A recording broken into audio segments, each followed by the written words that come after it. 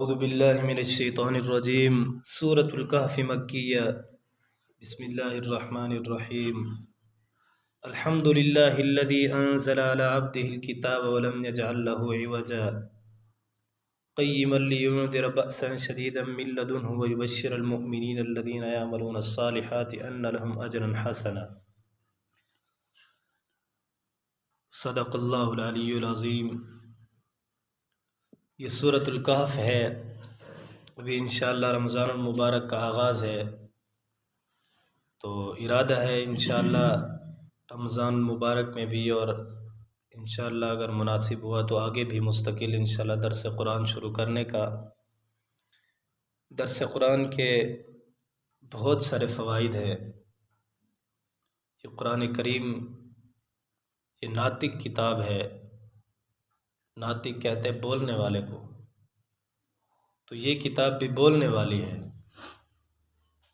مطلب اس کا یہ ہے کہ جب بھی انسان کو کوئی مشکل پیدا ہوتی ہے، مشکل سامنے آتی ہے، اس کے کوئی دشواری زندگی کے کسی مرحلے میں، کسی موڑ پر اس کو کسی چیز کی ضرورت پڑتی ہے، تو یہ قرآن کریم اس کی رہنمائی کرتا ہے۔ اس کے اندر قیامت تک آنے والے جتنے بھی حالات ہیں، جتنے مراحل ہیں، سب کے بارے میں رہنمائی موجود ہے۔ اس وجہ سے اس قرآن کریم کو ناطق کتاب کہا گیا ہے کہ جب بھی کبھی کسی چیز کی ضرورت پڑتی ہے تو یہ قرآن کریم بول پڑتا ہے، یہ اپنا حکم سناتا ہے۔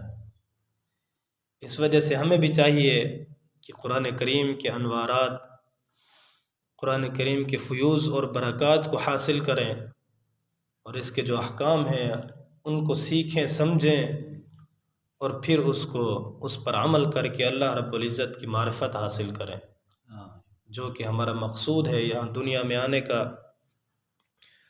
تو سورۃ الکہف سے شروع کیا ہے۔ گزشتہ سے پیوستہ سال سورۃ یوسف کا درس ہوا تھا، ابھی انشاءاللہ سورۃ الکہف سے آغاز کر رہے ہیں۔ سورۃ الکہف کی اپنی برکات ہیں، فضائل ہیں، خصوصیات ہیں۔ سب سے بڑی خصوصیت یہ ہے کہ سورۃ الکہف جب نازل ہوئی تو اس کے ساتھ 70,000 فرشتے آئے تھے۔ یہ سورۃ الکہف کی خصوصیت ہے۔ حضرت جبرائیل علیہ السلام جب سورۃ الکہف لے کے آئے تھے، یہ حضرت انس رضی اللہ تعالیٰ عنہ کی روایت ہے کہ اس کے ساتھ 70,000 فرشتے آئے ہیں۔ اور اسی طرح اس کی فضیلت کے اندر ایک حدیث یہ بھی موجود ہے۔ سیاہ ستہ جو 6 کتابیں ہیں، ان میں سے اکثر کتابوں کے اندر یہ روایت موجود ہے کہ جو شخص، یہ حضرت ابو درداء رضی اللہ تعالیٰ عنہ کی روایت ہے، وہ فرماتے ہیں کہ جو شخص اس علم کی پہلی 10 آیتیں یا آخری 10 آیتیں پڑھ لے، حضور علیہ السلام نے فرمایا اس کے پاؤں سے لے کر سر تک نور ہی نور ہو جاتا ہے، وہ آدمی روشن ہو جاتا ہے۔ اور اگر وہ شخص پوری سورت پڑھ لیتا ہے تو اس کے پاؤں سے لے کر آسمان تک نور پیدا ہو جاتا ہے، یعنی زمین سے آسمان تک نورانی فضا پیدا ہو جاتی ہے، اس کی برکات حاصل ہوتی ہے۔ اور حضرت علی رضی اللہ تعالیٰ عنہ کی روایت ہے، وہ فرماتے ہیں کہ حضور علیہ السلام نے فرمایا جو شخص جمعہ کے دن سورۃ الکہف کو پڑھے گا، اس جمعہ سے لے کر اگلے جمعہ تک تمام کے تمام گناہ معاف کر دیے جائیں گے، اور تمام کے تمام فتنوں سے اس کو محفوظ کر لیا جائے گا، یہاں تک کہ دجال بھی اگر آ جائے تو وہ اس سے بھی محفوظ رہے گا۔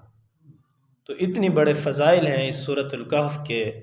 سورۃ الکہف کو پڑھنے کا معمول بنائیں، جمعہ والے دن خصوصاً اس کو پڑھا کریں، اس کی بہت ساری برکات ہیں۔ اب سورۃ الکہف کا شان نزول کا مطلب یہ ہوتا ہے کہ قرآن کریم کی جو مختلف وحی ہیں، مختلف صورتیں ہیں، مختلف مقامات پر جو قرآن کریم اترا ہے آسمانوں سے حضور علیہ السلام کے قلب اطہر پر، اس کی کوئی خاص وجہ ہوتی ہے، اس کا کوئی خاص سبب ہوتا ہے، اس کو یا تو سبب نزول کہا جاتا ہے یا شان نزول کہا جاتا ہے۔ تو سورۃ الکہف کا شان نزول کیا ہے؟ سورۃ الکہف کے بارے میں آتا ہے کہ جب حضور علیہ الصلاۃ والسلام، حضرت ابن عباس رضی اللہ تعالیٰ عنہ فرماتے ہیں کہ جب مکہ کے اندر حضور علیہ الصلاۃ والسلام کا نام روشن ہوا، حضور کی محنت رنگ لائی اور لوگ اسلام قبول کرنے لگے، تو کفار مکہ اس بات سے پریشان ہو گئے کہ آنے والے وقت میں تو اس کی بادشاہی ہوگی، یہ تو ہم سے بڑھ جائے گا، لوگ اس کی اتنا پیروی کر رہے ہیں، اس کی تبلیغ کو اتنا قبول کر رہے ہیں، لہٰذا اس کا کوئی اقدام کیا جائے، نعوذ باللہ حضور علیہ الصلاۃ والسلام کو ختم کیا جائے کسی طرح۔ تو وہ یہ چاہ رہے تھے کہ کسی طرح ان کو باتوں کے اندر ان کو نعوذ باللہ جھوٹا قرار دیا جائے۔ تو انہوں نے سوچا کہ 2 آدمیوں کو مدینہ بھیجا جائے، مدینہ کے اندر یہود رہتے تھے، ان کے علماء بھی وہیں رہتے تھے، تو انہوں نے 2 آدمیوں کو مدینہ منورہ بھیجا اپنا وکیل بنا کر۔ مدینہ کے جو یہودی علماء تھے، انہوں تورات جاننے والے بھی تھے، انجیل جاننے والے بھی تھے، انہوں نے سوچا کہ وہ اس کی روشنی میں بتائیں کہ یہ حضور کے بارے میں کیا کہتے ہیں۔ تو جب یہ لوگ وہاں پر پہنچے تو حضور علیہ الصلاۃ والسلام کے بارے میں انہوں نے ان علماء سے پوچھا کہ اس طرح کا ایک بندہ ہے، وہ نبوت کا دعویٰ کرتا ہے۔ تو ان یہودی علماء نے کہا کہ 3 سوال آپ کو دیتے ہیں، اگر یہ 3 سوالوں کا جواب وہ دے دیتے ہیں پھر تو وہ سچے نبی ہے، اللہ تعالیٰ کے نبی اور رسول ہے۔ اگر وہ 3 سوالوں میں سے جواب نہیں دے سکتے، وہ والا جواب جو ہے اصل، تو پھر وہ سچے نبی نہیں ہے۔ وہ 3 سوال کیا تھے؟ ایک سوال یہ تھا کہ اصحاب کہف، جن کے نام سے یہ سورۃ الکہف ہے، اصحاب کہف وہ لوگ تھے کہ جب ایک بادشاہ نے بہت زیادہ سختی کی، اس نے اپنا لوا منوانے کی کوشش کی، تو کچھ نوجوان اس علاقے سے نکل کر غار کے اندر روپوش ہو گئے، چھپ گئے۔